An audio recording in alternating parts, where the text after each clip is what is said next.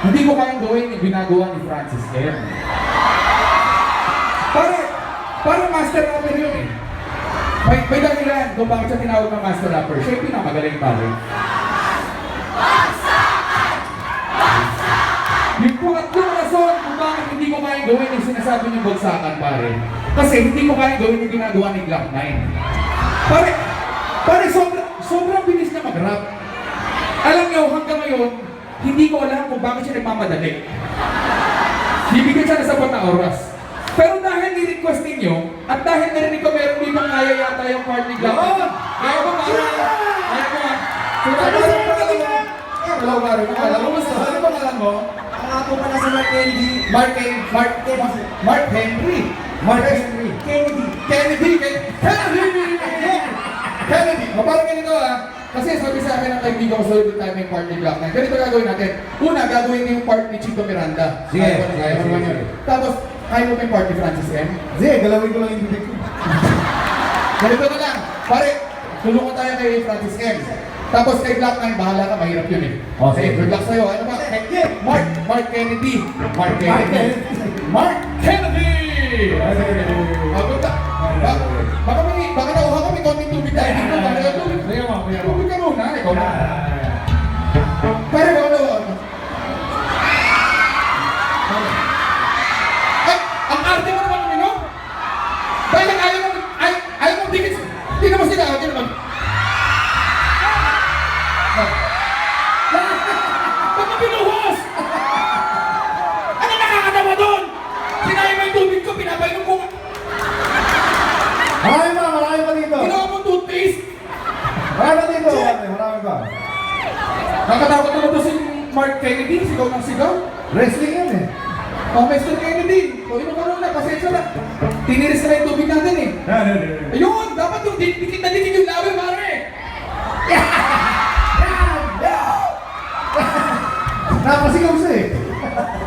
O sige, good luck ha. Alright.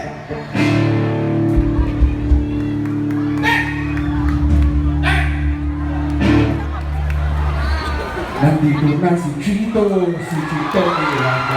Nandito rin si Tito, si Francis Magalona. Nandito rin si Tata, wala siyang apelido. Magpabagsakan dito.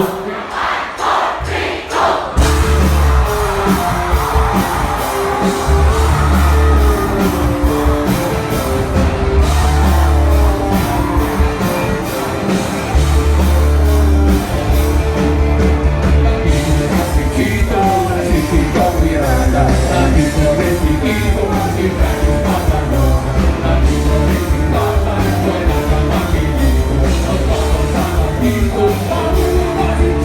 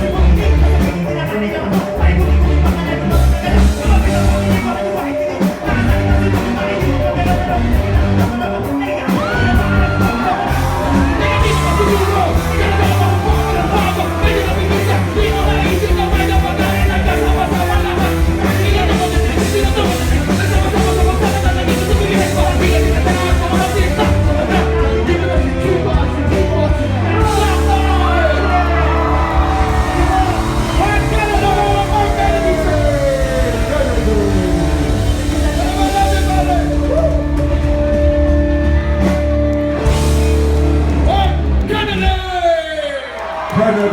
Ayos, ayos.